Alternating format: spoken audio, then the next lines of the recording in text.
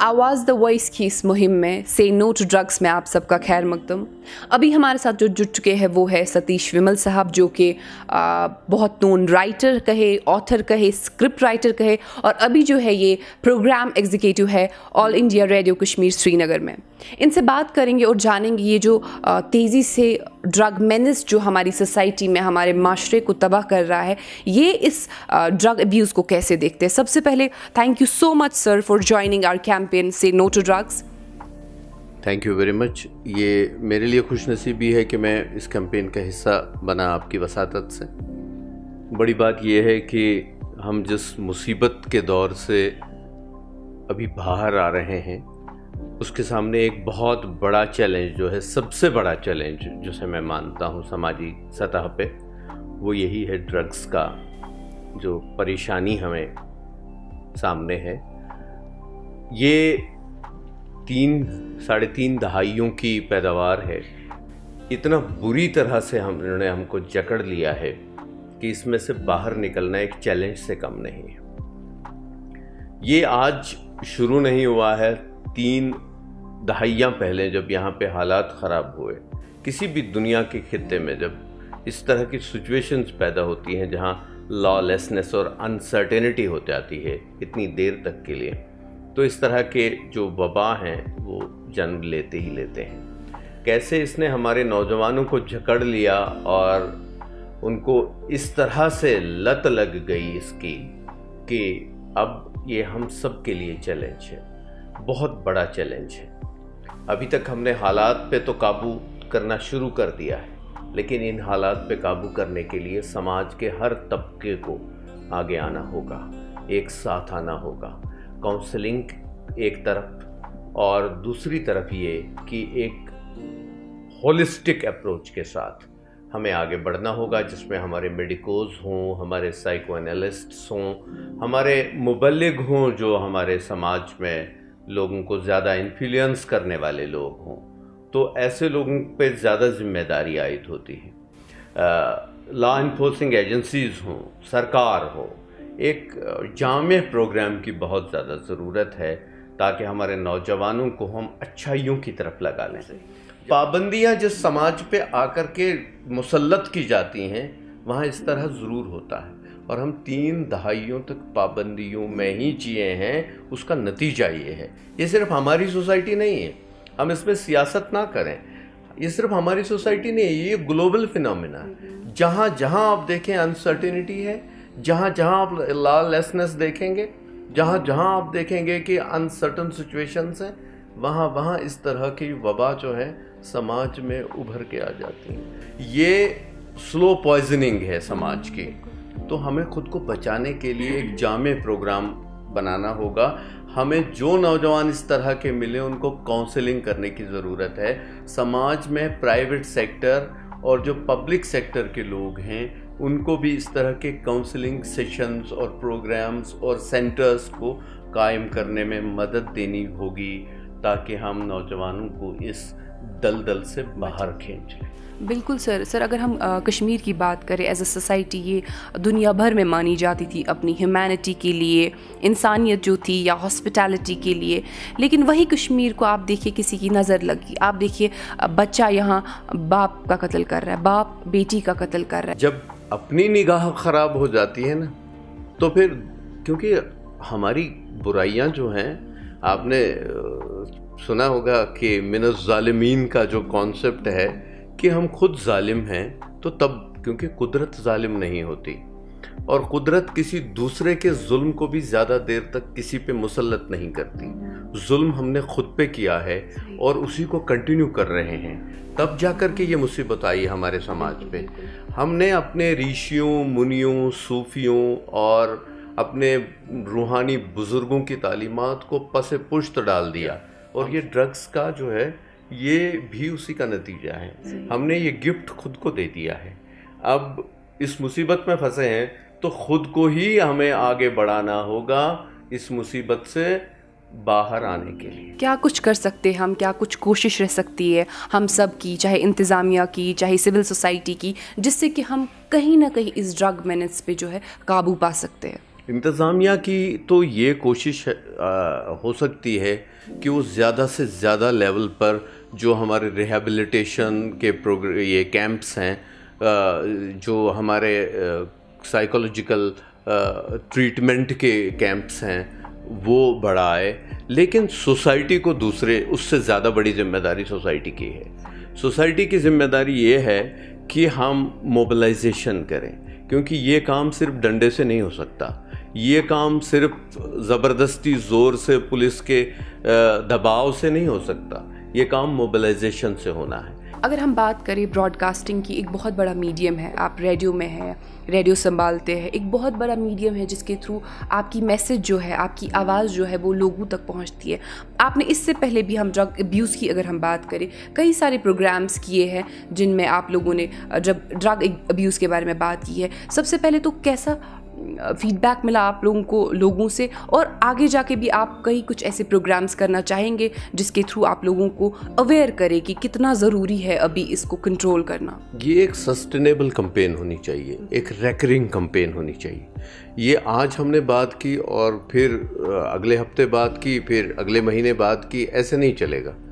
क्योंकि ये हमें अपनी एक वो कहते हैं ना कि रोज़ की लड़ाई है। जैसे हमने रोज़ नफ्स के लिए कुछ खाना है, सुबह ब्रेकफास्ट करना है, लंच करना है, ये करना है, तो इस तरह से लड़ना है, क्योंकि ये इस हद तक शिद्दत इख्तियार कर चुका है। हमने बात की आज, लेकिन दूसरे मीडियम्स को, जो इलेक्ट्रॉनिक मीडियम है, उनका ज़्यादा इम्पैक्ट है आज की दुनिया में। वहाँ से ये बात एक सस्टेनेबल और रेकरिंग तरीके से होनी चाहिए। हमारी इस campaign say no to drugs के थ्रू आप जितने भी लोग आपको देख रहे हैं उनके लिए कोई मैसेज तो यही है कि भाई, कुछ लोग ड्रग्स ले रहे हैं, लेकिन मुसीबत में हम सब हैं। वही लोग सिर्फ परेशान नहीं हैं, वही लोग सिर्फ इंटॉक्सिकेटेड नहीं हैं, हम भी हैं। जो लोग इसको नज़रअंदाज कर रहे हैं, हम भी किसी दूसरी इंटॉक्सिकेशन में हैं। हमें बाहर निकल करके इस मुसीबत को पोंछना होगा। ये एक ऐसा कुफ्र है जिससे हमें बचना होगा, तो तब जाकर के ये समाज जो है तरक्की, कामयाबी और खुशहाली की ज़मानत दे सकता है। नहीं तो हम सब मुसीबत में हैं। सबसे पहले तो सर बहुत बहुत शुक्रिया आवाज़ द वॉइस की इस campaign say no to drugs में हमारे साथ जुड़ने के लिए। सर, आपने देखा कश्मीर की अगर हम बात करें, पिछले कुछ टाइम से काफ़ी तेज़ी से ये वबा जो है वो फैल रही है। सबसे पहले तो आप हमें ये बताइए, आप इस ड्रग मेनेस को किस नज़रिए से देख रहे हैं? देखिए, टू बी वेरी सिंसियर, मैं समझता हूँ कि हमारे यहाँ एक वबा फैली हुई है ड्रग्स की। इसके लिए फैक्टर्स कौन से जिम्मेदार हैं वो एक अलग डिस्कशन है। कई सारे फैक्टर्स के लिए जिम्मेदार माने जा सकते हैं, लेकिन बुनियादी बात यह है कि जिस पैमाने पर या जिस स्पीड से आगे बढ़ी है, रैपिड स्पीड से आगे बढ़ी है, उसने हम सबको झंझोड़ के रख दिया है। It is left us shaken the entire society. आज की तारीख में मैं ये बिला खौफ तरदीद कह सकता हूँ कि हमारे यहाँ एक ऐसी सूरत हाल पनप चुकी है, पैदा हुई है कि हम समझ नहीं पा रहे हैं कि क्या करें, how to tackle it basically. हमारे पास ऑफ कोर्स कई रिहैब सेंटर्स हैं, और भी कई सारी कोशिशें की जा रही हैं, फैमिली लेवल पे कोशिश की जा रही है, बट एज अ सोसाइटी हम अभी we are yet to come to grips with the problem कि इसको टैकल कैसे किया जाए। मैं समझता हूँ कि इसके लिए एक तो ये चीज़ जिम्मेदार है कि हमारे यहाँ जो ओवर द ईयर्स एक माहौल डिप्रेशन का रहा है, सप्रेशन का भी रहा है, डिप्रेशन का भी रहा है, तो उसने हमारे नौजवानों को ख़ास तौर से, चूँकि नौजवानों का माइंड जो है वो बड़ा इम्प्रेशनेबल होता है, उसकी वजह से they have got somehow driven towards this drug menace. अगर हम बात करें ब्रॉडकास्टिंग की, क्योंकि आप ब्रॉडकास्टिंग से ताल्लुक़ रखते हैं, तो आपकी आवाज़ जो है वो घर घर जाती है, तो क्या कुछ रोल हो सकता है, जितने भी लोग ब्रॉडकास्टिंग के साथ एसोसिएटेड है, क्या कुछ वो कर सकते हैं ताकि, चूँकि आपकी आवाज़ घर घर जाती है, तो क्या कर सकते हैं वो लोग ताकि कुछ कहीं ना कहीं किसी हद तक जो है ये मेनेस जो है वो कम हो? I'll tell you, I do a program called शेरबीन here, जो हमारा मोस्ट पॉपुलर प्रोग्राम है ऑल इंडिया रेडियो श्रीनगर का। इसके अलावा एक प्रोग्राम मैं करता हूँ पयाम सुबह, और हमारी कोशिश रही है हर साल, इनफैक्ट हर महीने हम कम से कम एक सेगमेंट इसमें इंक्लूड करते हैं, और कोशिश ये करते हैं कि नौजवानों तक ये मैसेज पहुँचे कि हम उन्हें बता दें कि जो ड्रग्स हैं, अगर आप इसका शिकार हो चुके हैं, या अगर कोई आपको किसी तरह से माइल करने की कोशिश कर रहा है, इस तरफ खींचने की कोशिश कर रहा है, तो आप हरगिज़ उस तरफ ना जाएं। दूसरी बड़ी इंपॉर्टेंट बात है कि फ़कत नौजवानों को ये बोलने से कि ये किसी चीज़ का आंसर नहीं है, मसला हल नहीं होता है, क्योंकि आपको देखना पड़ेगा कि जैसे मैंने कहा जो कंट्रीब्यूटिंग फैक्टर्स हैं, जैसे अनएम्प्लॉयमेंट हमारे यहाँ बड़े पैमाने पे है, वो भी एक फैक्टर हो सकता है। जैसे एक डिप्रेशन का माहौल हमारे यहाँ कई बरस से है और हम देख चुके हैं, हमारे पास रिपोर्ट्स आ चुकी हैं, रिसर्च हो चुकी है कि हमारे यहाँ आबादी का एक बड़ा हिस्सा जो है वो डिप्रेशन में चला गया है, एंग्जाइटी का शिकार है। जो साइकेट्रिक एक्सपर्ट्स हैं उन्होंने रिसर्च किया बाज़ाब्ते इस बारे में और ये कंक्लूजन ड्रॉ कर लिया है कि हमारे यहाँ एक बड़ी आबादी है जो कि डिप्रेशन का शिकार है, एंग्जाइटी का शिकार है। तो उन्हें उस दलदल से निकाला कैसे जाए? अब उसमें सबसे बड़ी बात यह है कि हमें अपनी फैमिलीज़ का माहौल जो है वो ठीक करना पड़ेगा। आखिर में what will be your message to the people watching you out there? I would say with all the sincerity at my command, with all the confidence at my command, that drugs are no answer to any problem that you've been facing, that you might be facing right now. If there's a problem that you are facing, that you have been facing for quite some time, and you are finding it difficult to tackle the problem, it's better to take the problem heads on. So, and just try to understand that whether the contributing factors are within the reach of your tackling potential or tackling potency, and if they are not, just try to find other means, alternative means. Don't limit your choices. It's very important. Sometimes we get basically stuck up on certain choices and that leads us into depression. Keep a wide variety of choices before you. That's very important. That can basically enable you to have a wide trajectory for your career, for your life in general, and that can basically enable you to fight the drug menace as a person and as a responsible member of the society. Thank you so much. Thank you so much. इस campaign के through आप जितने भी लोग आपको देख रहे हैं, क्या मैसेज जाएगी आपके यहाँ से? देखिए, मेरी मैसेज जो है collective message for society, for parents and for जो हमारे छोटे छोटे नौजवान हैं, लड़के हैं, लड़कियां हैं जो इस बिद्दत में जो फंसे हुए हैं, उनसे ये मैसेज है, इसको छोड़ दीजिए। क्योंकि एक तो ये बच्चे का जो सेहत है वो ख़राब हो जाता है और सोशली, मॉरली, हर एक एंगल से अगर देखें डिग्रेड हो जाता है। पूरा जो सोसाइटी का जो फैब्रिक है वो तबाह हो जाता है। इसलिए एक मैसेज है कि इसको छोड़ दीजिए।